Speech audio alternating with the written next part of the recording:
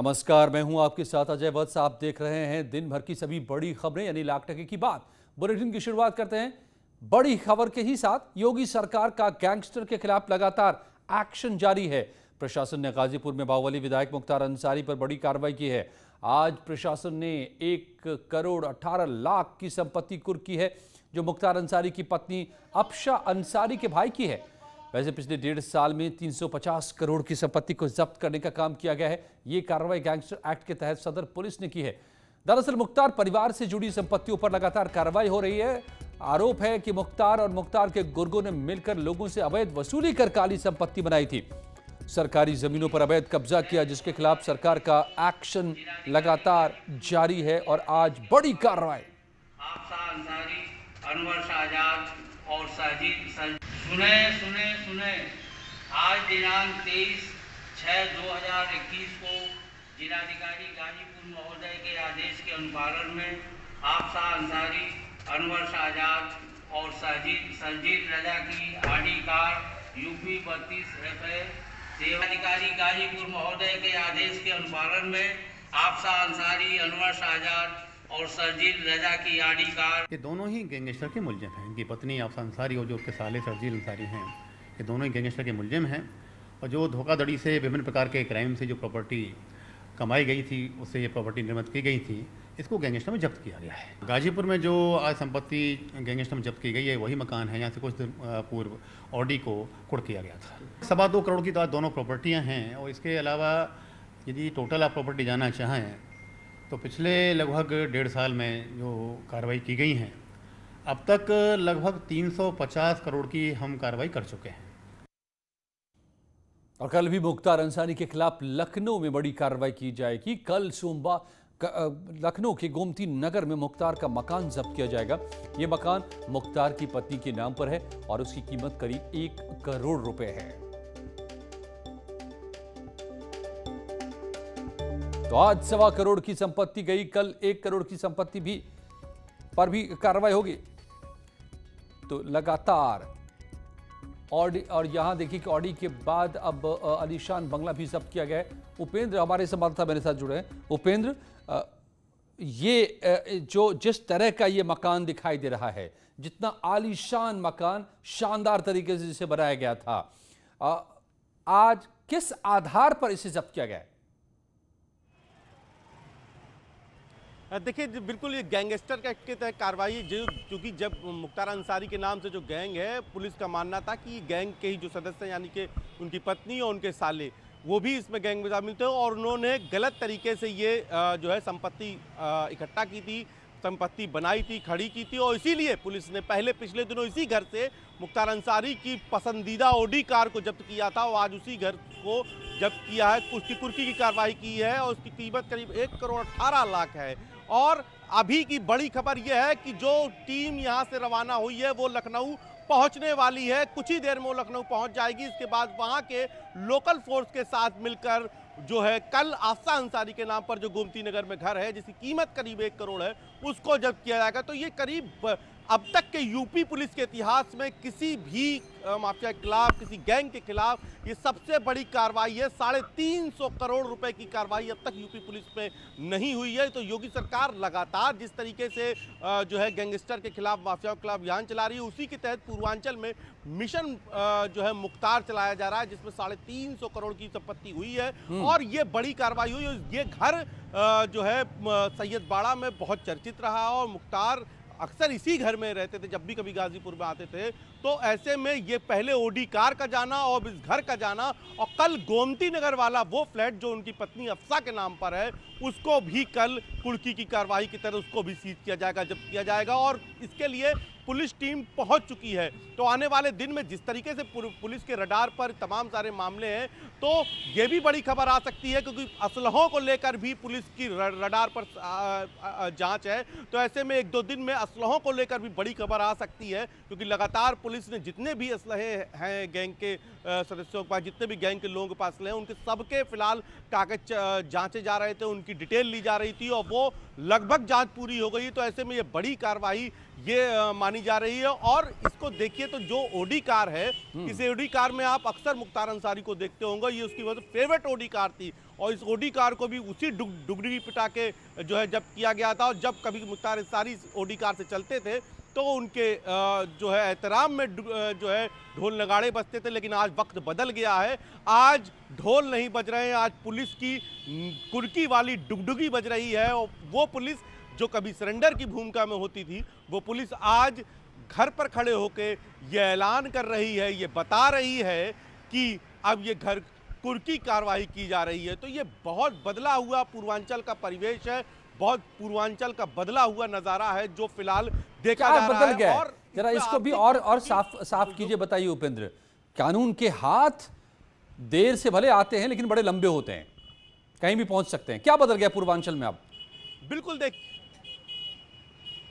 देखिए सबसे बड़ी बात है कि पूर्वांचल में चाहे रेलवे के ठेके हो, चाहे मछली का कारोबार हो, चाहे नदी में अवैध खनन हो, तमाम सारे जो काम होते थे वो आपको पता है अजय कि यहाँ पर एक ही आज मुख्तार अंसारी के नाम से ही होते थे। मुख्तार अंसारी सीधे या प्रत्यक्ष रूप से उसमें मुख्तार अंसारी या उनके गुर्गे शामिल होते थे। लेकिन आज सारे धंधे मछली का कारोबार में चाहे सलीम हो, चाहे और उसी का ये नतीजा दिखाई दे रहा है उपेंद्र कि किस तरह से अब वो सारी संपत्तियां एक एक करके कुर्क की जा रही हैं जो अवैध कमाई से खड़ी की गई थी।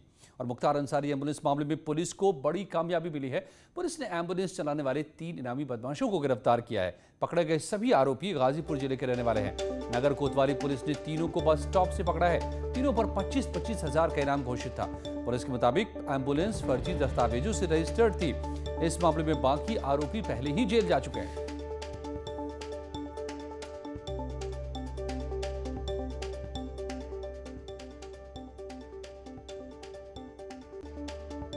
इसके 3 साथी जो इनामिया थे और फरार थे, फिरोज कुरैशी, शाहिद और सुरेंद्र शर्मा, ये सभी गाजीपुर के रहने वाले हैं और मुख्तार अंसारी के साथ मिलकर उसके गाड़ी चलाना और उसके आपराधिक षड्यंत्रों में शामिल रहना इनका कार्य था। वो भी गिरफ्तार किए गए हैं। जब इनसे गहन पूछताछ हुई तो इन लोगों ने बताया कि ये लोग मुख्तार अंसारी की एम्बुलेंस और अन्य गाड़ियां लगातार चलाया करते थे। वो कहीं भी गाजीपुर, लखनऊ, बांदा या रोपड़, पंजाब में जहां भी जाता था उसके साथ ये लोग गाड़ी लेकर जाते थे और अन्य साथी उसके उसमें सुरक्षा के रूप में उसके बैठते थे। मुख्तार अंसारी की पेशी MP MLA कोर्ट बाराबंकी में हुई, जिसमें विधायक जी ने गैंगस्टर एक्ट मऊ द्वारा पारित आदेश की जेल मैनुअल का पालन किया जाए और उसके तहत इनको टीवी की सुविधा दी जाए। लेकिन माननीय विधायक जी ने ये कहा कि उनको टीवी की सुविधा, अभी तक हमको टीवी की सुविधा न्यायालय के आदेश के बाद नहीं हुई। बड़ी खबर इटावा से आ रही है इस वक्त, जहां पर 3 कुख्यात अपराधियों से पुलिस की बड़ी मुठभेड़ हुई है। पुलिस की गोली से तीनों बदमाश जख्मी हुए हैं। मुठभेड़ में 2 सिपाही भी घायल हुए हैं। SSP समेत कई अधिकारी मौके पर पहुंचे हैं। लूट कर भाग रहे थे ये बदमाश। इटावा के बीहड़ इलाकों में ये बड़ी मुठभेड़ पुलिस की 3 बड़े बदमाशों के साथ। इटावा जिले के चौबिया थाना क्षेत्र के अंतर्गत 3 कुख्यात अपराधियों से एक बड़ी मुठभेड़ हुई है और इस मुठभेड़ में तीनों वो अपराधी गंभीर रूप से घायल हुए हैं। जिस तरीके की तस्वीर यहाँ पर मुठभेड़ स्थल पर देखी जा रही है उससे स्पष्ट हो रहा है कि बदमाशों के मंसूबे बड़े थे, खूंखार थे और इसी वजह से जो तस्वीर यहाँ नज़र आ रही है कि उनके तमंचे और उनके हथियार यहाँ पर साफ दिखाई दे रहे हैं। यहाँ पर एक हेलमेट भी पड़ा हुआ दिखाई दे रहा जो किसी अपराधी का माना और बताया जा रहा है। इस हेलमेट के करीब ही एक दूसरा तमंचा भी यहाँ दिखाई दे रहा है और पुलिस के अधिकारी यहाँ पर पहुँचे हुए हैं जो पूरी तरीके से गहनता और गंभीरता से जांच करने में जुटे हुए। फॉरेंसिक की टीम यहाँ पहुँच गई है। कई थानों की पुलिस भी यहाँ पर पहुँची हुई है जो पूरे घटनाक्रम को लेकर के जांच करने में जुटी हुई है। तो गाजीपुर से लेकर और इटावा तक पुलिस एक्शन में है। यूपी में कार्रवाइयां हो रही हैं, लेकिन संसद से लेकर सड़क तक हंगामा मचा हुआ है दिल्ली में। सरकार संसद में चर्चा कराना चाहती है, मगर जिन मुद्दों पर सरकार चर्चा को तैयार है उन मुद्दों से अलग विपक्षी दलों ने अपनी शर्तें रख दी हैं, जिसकी वजह से लगातार संसद में शोर शराबा बढ़ रहा है। ऐसे में आज दिल्ली में बीजेपी संसदीय दल की बैठक हुई। इसमें पीएम मोदी ने विपक्ष पर जोरदार हमला किया। सरकार का आरोप है कि विपक्षी दलों के हंगामे के चलते संसद का मानसून सत्र पूरी तरह से हंगामे की भेंट चढ़ता जा रहा है। दूसरी तस्वीर भी दिल्ली की ही है, जहां पर राहुल गांधी के बुलावे पर एक साथ 14 विपक्षी दलों ने मिलकर बैठक की और सरकार को घेरने का प्लान बनाया। इस बैठक में आम आदमी पार्टी और बीएसपी शामिल नहीं हुई। जबकि तीसरी तस्वीर संसद से बाहर की है, जहां राहुल गांधी ने साइकिल यात्रा निकालकर सरकार को घेरने की कोशिश की है। राहुल गांधी ने महंगाई के खिलाफ साइकिल यात्रा के साथ जासूसी के खिलाफ विरोध जताया है और सरकार से संसद में चर्चा और जांच की मांग की है। चौथी तस्वीर संसद की है, जहां पर जासूसी के मामले को लेकर लगातार हंगामा चल रहा है, जिसकी वजह से संसद नहीं चल पा रही।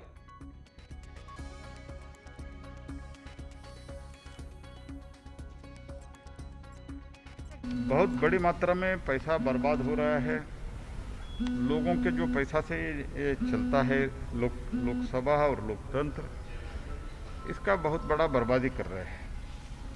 हमने बार बार ये कह रहे, आज प्रधानमंत्री जी ये भी कहा कि शुरू से हम कह रहे हैं हम चर्चा के लिए तैयार है।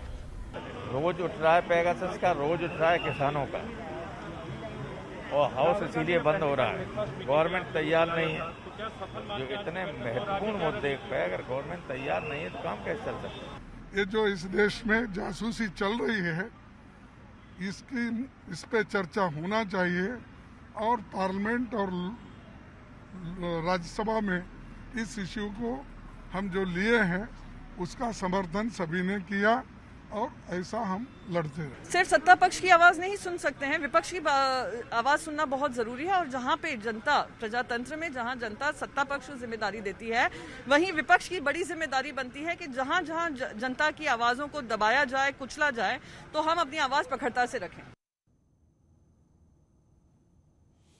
और राहुल गांधी लगातार सरकार को घेरने की कोशिश कर रहे हैं। पहले संसद में महंगाई से लेकर जासूसी पर सरकार को घेरने की कोशिश हुई, फिर विपक्षी दलों के साथ बैठकर सरकार को घेरने का प्लान बनाया और अब कांग्रेस संसद से निकलकर सड़क पर भी आई। इन तस्वीरों को देखिए, जिस राहुल गांधी के साथ कांग्रेस कार्यकर्ता साइकिल यात्रा निकालते हुए दिखाई दे रहे हैं और एक संदेश भी साथ में, जनता के मुद्दों के साथ जमीन पर वो लड़ रहे हैं। उससे कोई हम रोक नहीं रहे हैं, लेकिन श्री राहुल गांधी जी कुछ रचनात्मक काम करें, कांग्रेस रचनात्मक काम करे। खुरा